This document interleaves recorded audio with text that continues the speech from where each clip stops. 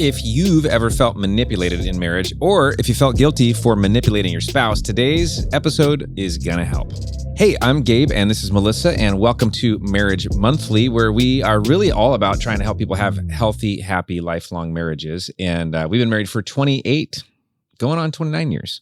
In July. Yeah, in July. Mm-hmm. So we are going to be talking today about a topic that's kind of, it's a pretty common thing in marriage. Oh, yeah. Power trips, right? We're going to talk about how do you get away from just always having power trips to working together, partnership.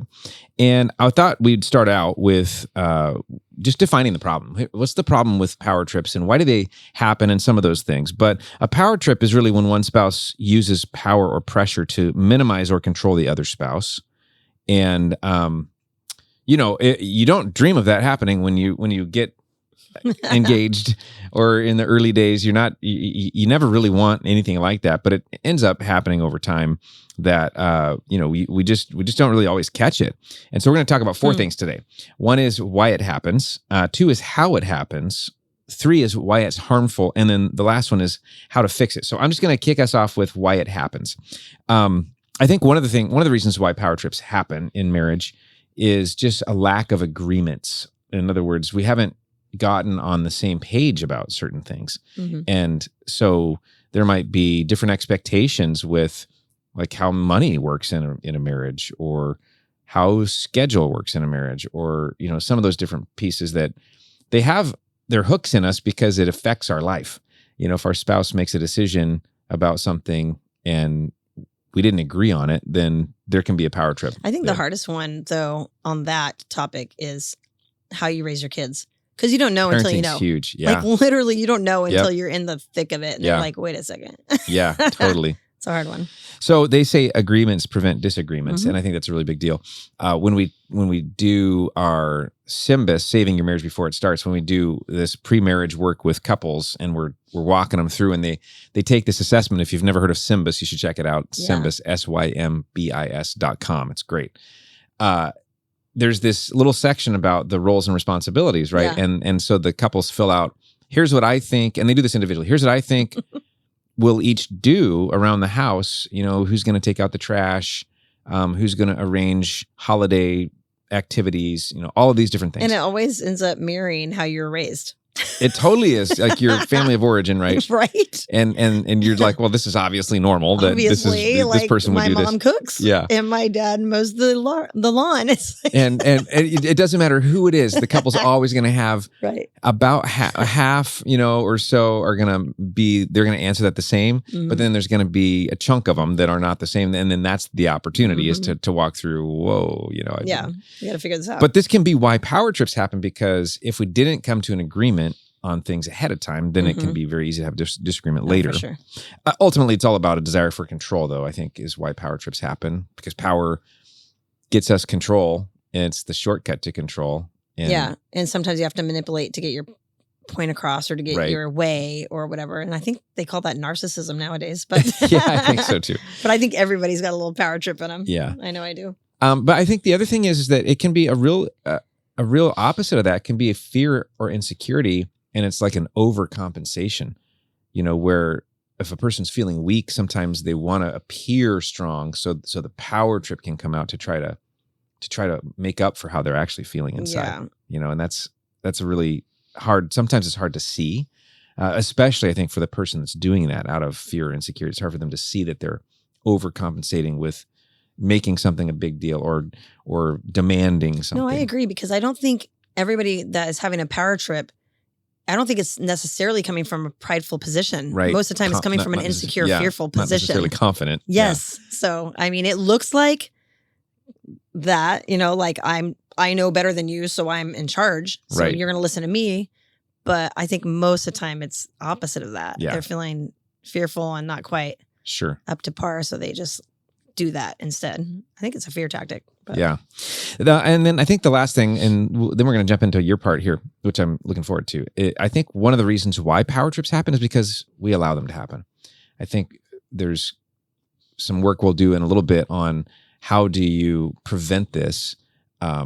And what part might I be playing? Like if I'm in a situation where there's a power trip that's constantly coming to me, why? How am I allowing that? Because most of the time there could be a way we could at least voice our own opinion, or at least create a boundary. So we'll talk a little bit about that. But what's the part you want to bring to us here? Well, I want to talk about like how it happens. So I do like to control a lot, like pretty much everything. That's just how I am. I'm just going to be honest. But there's certain areas where, when you're in a relationship or whatever, you just are kind of like, that's not my job. Like, that's not my area. And you just kind of don't bother. So, I mean, there are certain areas like that. And so I think that there's a fight for space and maybe a little bit of power and control that can happen with that, just the controlling thing. But there's these power trip weapons that I think are pretty interesting. Number one is control, because I think that most power trips come from an area, especially for moms, of control. We want to control the environment. We want to control who's eating what. We want to control who's watching what. We want to control the schedule. I mean, a lot of times, and maybe, you're a guy that stays at home with kids, and that's your arena too. But there's something to it. Most women I know, that's their thing, and that's their space. Do you think that kids raise the stakes so much that you just feel like you got to bring your A game in making sure everything goes okay? Yeah, I just think we have, at least from my perspective as a mom of adult kids, remembering when I had young kids, it was a lot of pressure that you're raising responsible adults someday, and they're not going to be losers. There's just a lot of pressure. And so you're just constantly worried about that. Like, oh, we need to discipline this way because they need to be like this when they're, on their own, or we need to do this because when they're married someday, and I'm saying, so it's like, but there's a control thing. So yeah, that's an issue. Decisions like leaving a spouse out, I think, is a big deal with control. A lot of times, if you leave your spouse out of a scenario or decision or something like that, it's because you want control of that decision. So you don't want them to even speak into it. You might do it without them even knowing. Yeah. Which is pretty rough. And I mean, there's times you do that. We do that intentionally. There's times we do that unintentionally. Yeah, for sure. Either way, the other person doesn't feel great about it. Right. Because then you have to have that conversation. You're like, whoops. Or you're like, too bad. Information. I think a lot of times when we're keeping secrets or, withholding information from our spouse, that's a weapon of control. Words, man, names, threatening, yelling, shaming. That's all stuff that is like a cry for control. And you're just hurting the other person so intentionally with your words. Body language. A lot of times if you're closed off or your spouse says something to you or whatever, and you were just literally looking the other way and you won't even speak a word, but they know you heard them, it's so disrespectful. Well, and I think, okay, if the point of a power trip is to get your way, that's an attempt to get your way by treating them that way. Yeah. You're making them feel less than. Yeah. Like, I don't need to respond to you. Yeah. I don't hear you, or I don't want to hear you. I don't care to answer you. And I know people that do that all the time. And it's really rude. And I probably do that sometimes, but it's like, I don't want to answer you. Like, I don't feel like answering you. So I'm just going to like ignore you. That's so rude. Avoidance. When you're avoiding, that's a control tactic. You're just like, oh, I don't want to deal with this right now. And you just, and the other one's like, please, can we talk about this? Right. And it's like, oh, nope. Well, that's a total, like, you may think you're the one that's being mature there by, no, we don't need to talk about it, but you're really not. You need to be talking about it if this is a situation you need to talk about. Sex, withholding sex for unfaithfulness. I mean, that is a total power trip control issue. Yeah. Like, you should not be using sex as a weapon ever. Like, that's just rude. Money, pressure to contribute, excessive control.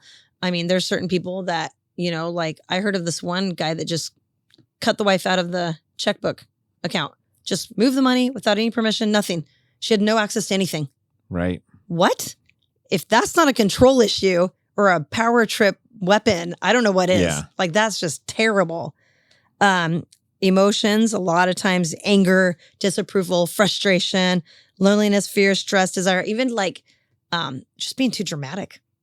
I think that, to dial it down sometimes, ladies or guys. But it's like when we're like too emotional, we're trying to manipulate sometimes. Like, if your husband can't even have a conversation with you because you are bawling your head off, settle down a second, take a breath, and have a conversation. But it's like, it's just think that can get out of control. But then there's the whole anger and disapproval. Disapproval, I think, is the sneaky one. That's the sneakiest one. Yeah. Because it's like, I'm looking at you with a look if you did something that I don't like, of total disapproval. And you know the look. Like, we know the look. You know the look if you're married to someone. You know the disapproval look. I don't like that. But anyways, that's a total control weapon. And then stonewalling or silence, of course. I mean, just avoidance really again. But that can all be such hard stuff when we're dealing with weapons, like a power trip weapon. And a lot of times to me, it just goes under control and manipulation, and all that is in it. And we've all done all of that. Yeah. Like, we can't act like we haven't. Oh, no. We have done all of those things as spouses. So. And it's so weird because, like, if you again, zoom up a little bit, zoom out and go, man, remember why we got married? Yeah. Remember how we acted in the first place? And sometimes we talk about that. How you pursue each other. Yeah, and how we pursue. Remember how best in love behavior, we were? Yes. Yeah. And all that stuff. And then you run down this list and it's like, wow, I'm a little bit ashamed of myself right now. I've done every single one of those. It's true. But I mean, the fact is if you've done that, I get that. If you do that all the time, every day, every week, that's a problem. Like, you need to get some help for that, because that is just a recipe for divorce. Because somewhere along the line, you're going to hit a wall with your spouse that's going to be like, I am not putting up with this for another second. I quit. And that's really scary. Sure. So anyways, but yeah, so why is it harmful?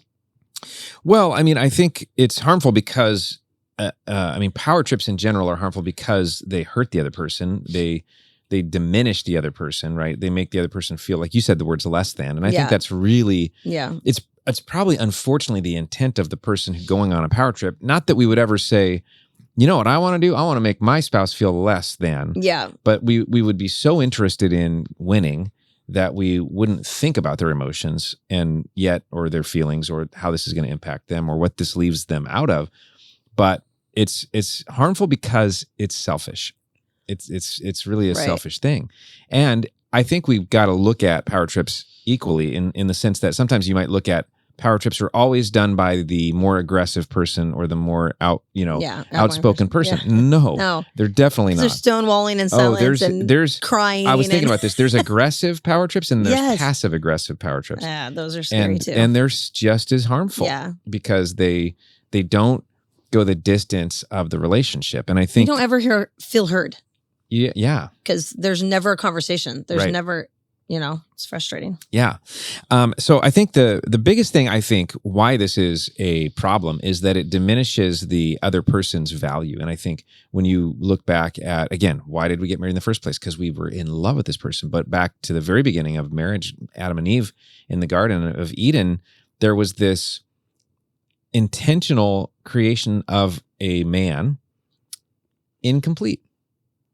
And if you read the story of creation, God intentionally created an incomplete being. Perfect, but incomplete. And the only way for Adam to have completion was with Eve. Mm-hmm. And then the exact opposite was true. So the only way for Eve to have completion was with Adam. And I think that power trips... You complete me. Power trips completely ignore that whole thing. That you're God's completion for me and I'm God's completion for you. That's true. Yeah, that's a good point. And because a power trip goes, your opinion isn't as important as mine. Your idea isn't as important as mine. Your way isn't as important. That's what a power trip does. Is like, I'm going to somehow get more angst, get more volume, get more clout, get more reasons, get more whatever. And I'm going to use it against you so that I get my way. And I think that's, again, it dishonors the person that God has called you to honor the most in the whole world. Honor this one person the most. It dishonors that person. It diminishes the value of the person that God has called you to elevate the value of the most. I think it reveals a lot of insecurity. And if we allow power trips to keep happening, if maybe there's a spouse out there listening who's like, they keep letting this happen. The problem is the longer we let this happen without creating a serious 911 moment and changing it, then the more that behavior seems like it's okay in our relationship. And so it's just going to keep happening more and more and more. And so how do we stop it? We're going to talk about that in a minute. Like you said, though, there's the aggressive and then there's the passive aggressive. Yeah. And sometimes they're married to each other. Well, I think So a lot of times they so are. they both need to deal with it. Yeah. Like it's not, because a lot of times, like you were saying, the more vocal person is when like you need to go to counseling, you need to get help, you have anger issues. Yeah. But it's like, so an anger issue isn't stonewalling or jumping in the car and driving away like a crazy person. Anger like, is like not it can a personality. Be, it can be both ways. You know, people that are vocal are just vocal about it. But then there's the whole stonewalling, leaving, slamming the door, get out of my face, locking you out of the house, whatever. Yeah. I mean, yeah. Well, and because I think even in this conversation, it's important to identify the reason why power trips are harmful is not because of anger, because actually anger is just an emotion that's a healthy emotion, because all it is the difference between what happened and what we thought was going to happen. Yeah. And so there's a gap there. That's anger. That's okay. It's just how we express that anger that's not okay. And if it comes out yelling, or like you say, completely withdrawing from the relationship, completely not communicating, those are all harmful things, because they're an attempt to make the other person do something. And that's a harmful thing. But I think it in the relationship, why it's harmful is it tears down trust. It tears down the other person. And it actually delays the personal growth that God wants to come in the marriage by just engaging in whatever the thing is that we're wanting to power trip about. Instead of taking the shortcut of trying to power trip on it, if we would just engage whatever it is that's at stake, or the question or the decision or the difference or the disagreement, that's where the personal growth comes from. Don't you hate that though? Like when you're in the middle of a serious conversation, seriously, like it's torture. Like you hate it for about 15 minutes. And then when you come on the other side of it, or it could be a day if you're, it's a really big deal. Yeah. But when you come on the other side of it, you feel so much more connected. Yeah, you do. And healthy and stronger and more capable as a couple to go forward. So have the hard conversations, even though they totally suck. I'm not a hard conversation person. So. Yeah, I think they suck, especially if you build them way up in your head. Yeah. And I think they suck if you keep delaying them, because they get bigger and bigger. Seem like it becomes like harder and harder. Like, this isn't like, and then someone will come to me and tell me about their big issue. And I'm like, that's really not that big of an issue. But they've made it in their head and they've sat on it for 2 months. Yeah. And all of a sudden it's this giant thing. I'm like, that is not a make or break. Like, so yeah, I get what you're saying. Yeah. Okay. So do you want to, power trips happen. They aren't helpful. What do you think about how we can go to work? I'm going to get spiritual here. Okay. Yeah. We're going to do some scripture. So how are we going to fix these power trips and all this control issues that we have? And I say we, because that's me too. I think thinking about, like Gabe said about the Adam and Eve, I loved that, because I always think that we are better together. Like everything is better together because we are made to complete each other. We are made as helpmates to help each other, serve each other. We're completely different. I don't know if your spouse is completely different than you, because mine certainly is. And generally that's how it goes. Yeah. But it's like, I just think working through this stuff and complimenting each other, and you're better together, just makes it better. So how are we going to fix this? And I think first thing is honesty. Have the courage to be clear with your spouse about what you need and want. They cannot read your mind. I have to tell girls this often, because guys are really practical, and you got to be clear. Like, they're not mind readers, and they're not women, and we think different. So it's just not how it works. So you need to be clear about what your expectations are, what you need, how you're hurting. Like, should be clear about it. I love this Proverbs 24:26. It says, an honest answer is like a kiss on the lips. Isn't that great? And then another thing about being honest is just never lie. Don't lie. Like if you have hidden secrets or hidden things on your computer, hidden stuff, relationships, anything like that, you need to be honest, like no lying, because that's just a recipe for divorce. I mean, it will come out. I promise you, it will come out. It always does. And people act so surprised when it comes out. They're like, I don't know how this slipped out. Really? I mean, it will come out. God will make sure of that. If you're a child of God. I think that's a verse in the Bible. Probably so, yeah. Honesty. Another one is humility. If you're thinking about how to fix this issue, we're thinking humility. Romans 12:3b says, don't think you are better than you really are. Be honest in your evaluation of yourselves, measuring yourselves by the faith God has given us. Oh, that's a big one. Don't think you're better than you are. And I was thinking about, we were talking about this, I was thinking about women, because obviously I'm a chick. And I think a lot of times we have been pushed to be so independent. And we always have this saying, and I hear this all the time, I don't need no man. Mm-hmm. It's a thing. Like we're like, I don't need no man. But I think that's a disservice because I think we're supposed to need people. Yeah. We can't do life alone. We are not an island. I mean, we are meant to be helped. We are meant to communicate with each other. I mean, we are meant to help others. We're not supposed to be independent. I can't do everything by myself. I don't know if you've run into that yourself, but you can't do everything by yourself. And so to expect to be so independent that you don't need no man, I think there's a humility issue there that needs to come into play. You need to humble yourself and be, that's okay to need my husband. And guess what, guys, girls, he likes it. He does like it. He likes it. He wants to help you. He wants to protect you. He wants to provide for you. He wants to be your go-to. And I think that a guy's kind of the same way. Absolutely. And I think for men, one of the things that we are conditioned about is that showing need is showing weakness. And so that's so true. It's really the same thing for men. I think it's and then the idea would be, I'm supposed to be strong for the family. I'm supposed to be strong for her. I'm supposed to know the answer, have the money, And that must be so much pressure. It is a lot of pressure. And so I think what it does is it almost makes our go-to to put up a facade. Yeah. That I got it all together. I'm good. I'm not worried. So I don't need anything. And then if I approach the marriage as though I don't need anything, that doesn't make any room for us to complete each other. Yeah. And I think that's good. Boy, that's really a hard place for husbands and wives. Yeah. It really goes both ways. So so I think maybe the thing here is for vulnerability. How do we show our need? How do we be, you said be honest. How do you do that? Yeah. I mean, it's tough. It is tough. I was thinking about like even for me, one of the things that I like, and actually I've come to realize I need, is a certain amount of solitude and like downtime, you know? And you're pretty aware of it when I don't get it, because I'm just easier to offend. I'm just grumpy, or I'm just tired. I'm all these things. And one of the things that I'm trying to be more aware of is when I start to feel that, am I willing to communicate that?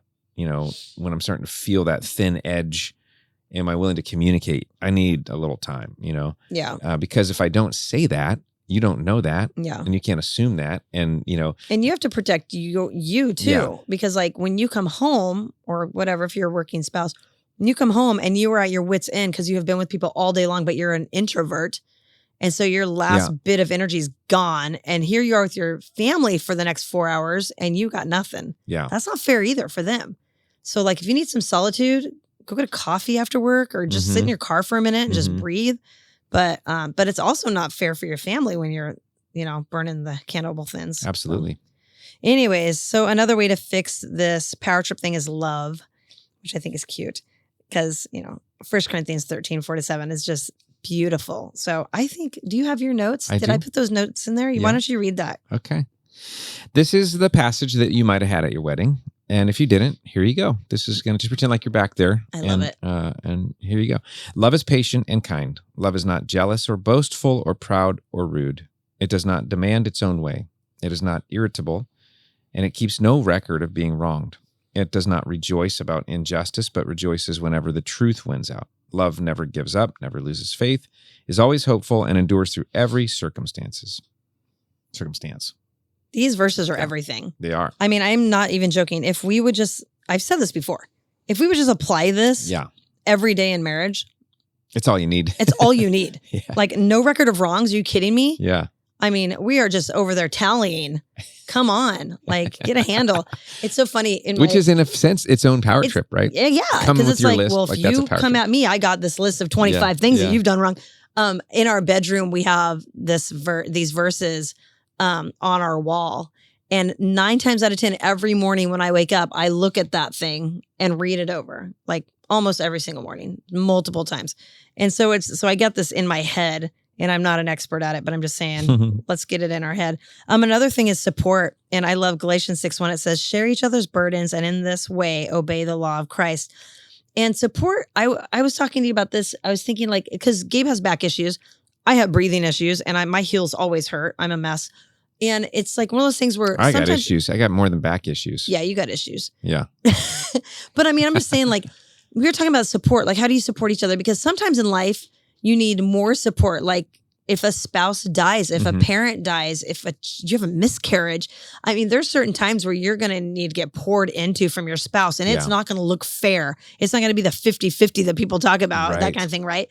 And so when you're looking at support, I think that's really powerful, because it may be you go through seasons where your spouse is in a lot of pain and you need to help out extra.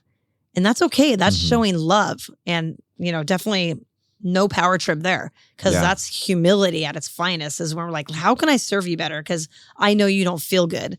And that's a big deal. Honestly, it shows a lot of love to that person, because in their moment of weakness, which nobody wants to show. Nobody wants to show that. Then they're not being put down. They're not being devalued. Belittled. They're not being belittled. They're not being told it's not a big deal. They're instead, it validates. Yeah. And I know that sometimes we might all fear over validating somebody in a struggle, because sometimes it seems like then maybe their identity could be placed in that struggle, and now they can see themselves in a struggle rather than seeing themselves as a healthy person.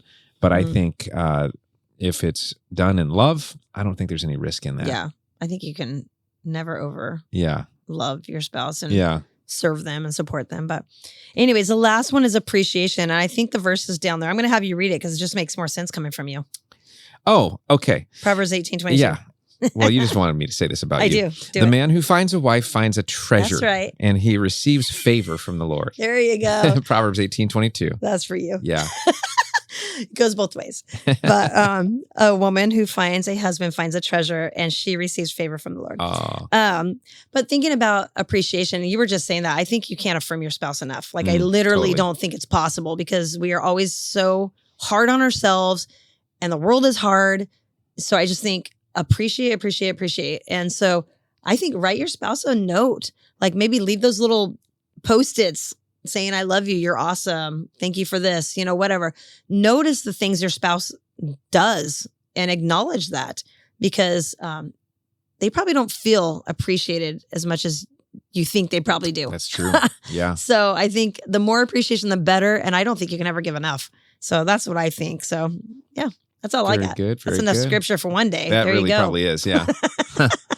So power tripping, what we can do is take a breath, slow it down a little bit, think about the other person, go back to why we got together in the first place. Yeah. Don't humility. Don't go right to the weapon, right? Yes, don't go right to the weapon. So that's like the easiest thing to do, the path of least resistance. But that never really builds a great marriage. No.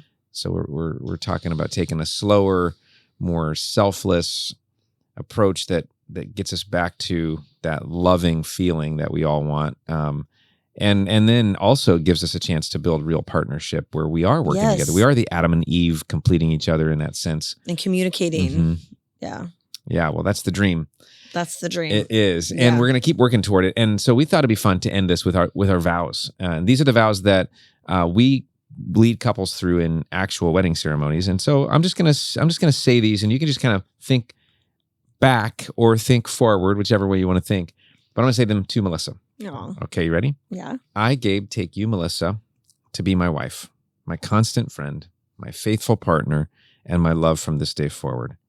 In the presence of our God, our families, and friends, I offer you my solemn vow to be your faithful partner in sickness and health, in good times and bad, in joy and in sorrow. I promise to love you unconditionally, to support you in your goals, to honor and respect you, to laugh with you and cry with you, and to cherish you as long as we both shall live. I got to be honest, after even just reading that out loud, it makes it really tough to want to do a power trip, because that's all about, we're together in this. I'm serving you, I'm loving you, and I know you feel the same way about me. Faithful partner. I mean, like the vow for faithful partner in sickness and health, good times and bad, joy and sorrow. And I think we just so forget about that so easily when we're in the thick of life and we're busy and it's been a while and are just over it.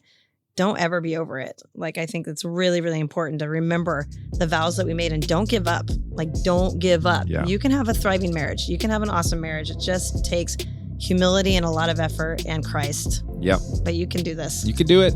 All right. We hope you enjoyed this. We hope you like it, subscribe to it, share it, and come on back next month.